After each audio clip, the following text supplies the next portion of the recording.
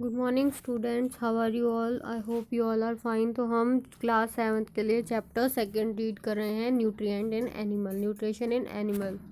तो कल हमने वो टेबल फिल करी थी। अब आज हम नेक्स्ट से स्टार्ट करेंगे। फर्स्टली है अमेजिंग फैक्ट। अमेजिंग फैक्ट में है जैसे star fish feeds on animals covered by hard shells of calcium carbonate. तो स्टार फिश जो होती है वो क्या फीड करती है? ये जो मतलब कैल्शियम कार्बोनेट से बने हुए हार्ड शेल्स होते हैं उन एनिमल्स को ये खाती है। ठीक है। After opening the shell the star fish pops out its stomach through its mouth to eat the soft animal inside the shell. The stomach then goes back into the body and food is slowly digested. तो इसको खाती है कैसे है कि जैसे ही वो shell को खाने के लिए अपना मुंह खोस मतलब मुंह के अंदर से ये स्टमक को बाहर निकालती है और फिर उस एनिमल के सॉफ्ट जो भाग हैं उसको ये खाती है और उसके बाद वापस से इसका जो स्टमक है वो चला जाता है अंदर और फिर उसको डाइजेस्ट करता है। ठीक है। Digestion in humans. ह्यूमन के अंदर जो डाइजेशन है वो कैसे होता है? We take in food through the mouth. सबसे पहली बात है हम जो फूड को टेक करते हैं किसके थ्रू करते हैं? माउथ के जरिए। Digest and utilises. और उसके बाद माउथ से सबसे पहले हम फूड को इनटेक करते हैं, उसके बाद उसको पचाते हैं और फिर उसका उपयोग करते हैं। या ठीक है।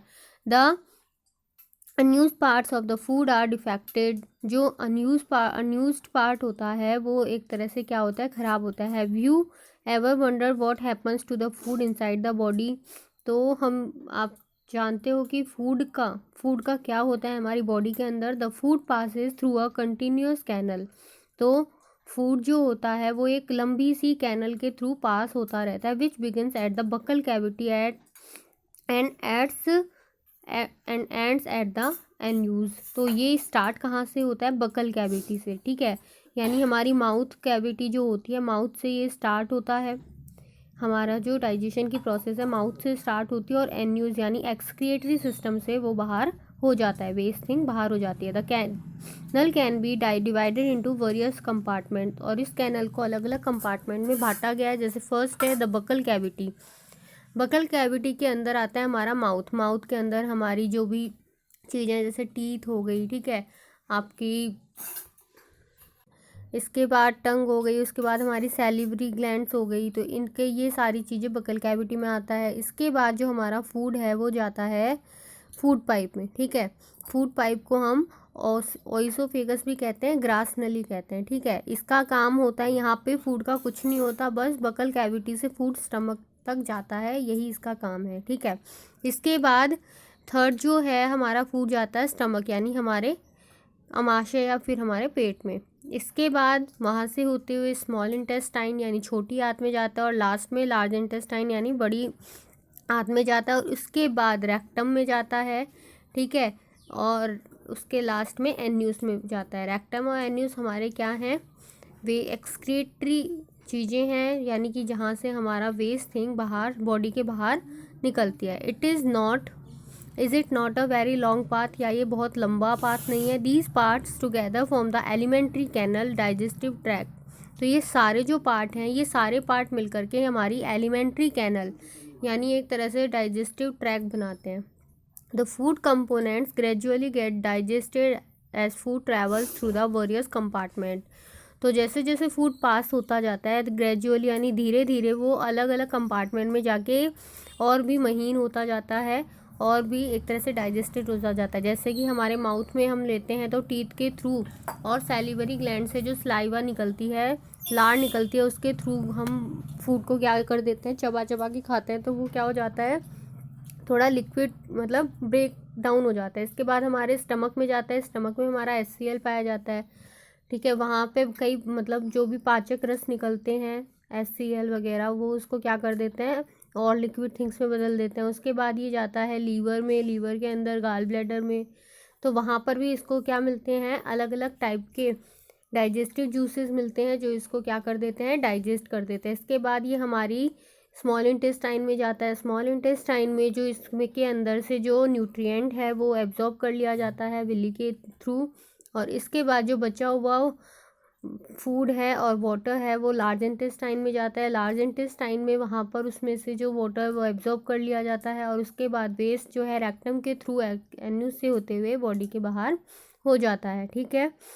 The inner walls of the stomach and the small intestine are and the various glands associated with canals such as salivary glands, the liver and pancreas secreted digestive juice। अगर हम inner walls की बात करें stomach की, तो stomach और small intestine की, तो बहुत सारी ग्लैंड्स उसमें पाई जाती हैं या जुड़ी होती है, जैसे स्लाइवरी ग्लैंड जो हमारे माउथ के अंदर होती है, लीवर और पैनाक्रीजेस जो हमारे स्टमक के और स्मॉल इंटेस्टाइन के बीच में पाए जाते हैं, ठीक है।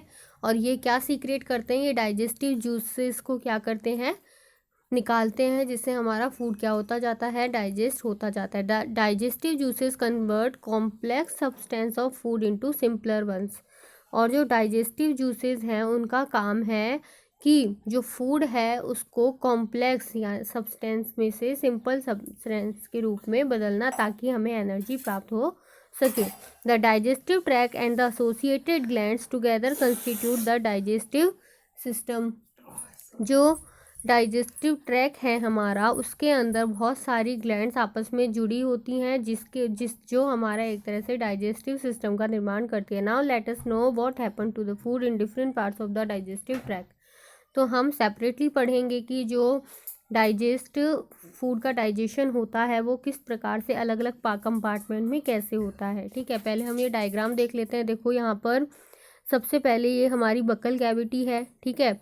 बकल कैविटी के अंदर हमारी है स्लाइवरी ग्लैंड। बकल कैविटी के अंदर क्या क्या आता है, हमारा टीथ, स्लाइवा एंड हमारी जो टंग है वो, ठीक है। वहाँ से सबसे पहले फूड को चबाया जाता है और जैसे ही चबता जाता है ये इस ओइसोफेगस ग्रास नली के थ्रू होते हुए कहाँ पर जाता है, स्मॉल स्टमक में, ठीक है। फिर स्टमक के अंदर स्टमक के अंदर बहुत सारे डाइजेस्टिव जूसेस की जो ग्लैंड्स होती हैं वो मौजूद होती हैं, जो फूड को और भी ज़्यादा लिक्विड फॉर्म में बदल देती है। जैसे लीवर है, लीवर के अंदर जो गाल ब्लैडर है, इसके अंदर से जूस निकलता है जो उसकी भोजन की एसिडिटी को ख़त्म कर देता है। इसके बाद पैनाक्रीजेस में जाती है, वहाँ से भी इसको डाइजेस्टिव ग्लैंड्स होती हैं यहाँ पे, वो भी जूस को किसमें चेंज कर देते हैं और भी ज़्यादा लिक्विड फॉर्म में चेंज कर देते हैं। इसके बाद ये स्मॉल इंटेस्टाइन में जाती है। स्मॉल इंटेस्टाइन में क्या होता है, जो फूड होता है उसके अंदर से जो न्यूट्रिएंट होता है वो क्या कर लिया जाता है, उसको एब्जॉर्ब कर लिया जाता है। ये देखो आपको बीच के ये जो अंदर की साइड दिख रही है स्मॉल इंटेस्टाइन है, और ये बाहर की साइड जो दिख रही है आपको ये लार्ज इंटेस्टाइन है। लार्ज इंटेस्टाइन में अदर जो मतलब जो सॉलिड वेस्ट होता है और उसके साथ वाटर भी होता है वो लार्ज इंटेस्टाइन में चला जाता है और लार्ज इंटेस्टाइन में उसको एब्जॉर्ब कर लिया जाता है। इसके बाद भोजन लार्ज इंटेस्टाइन के थ्रू रेक्टम में जाता है और रेक्टम से एन्यूस के थ्रू बॉडी के बाहर आ जाता है, और ये ह्यूमन डाइजेस्टिव सिस्टम को बनाते हैं, ठीक है।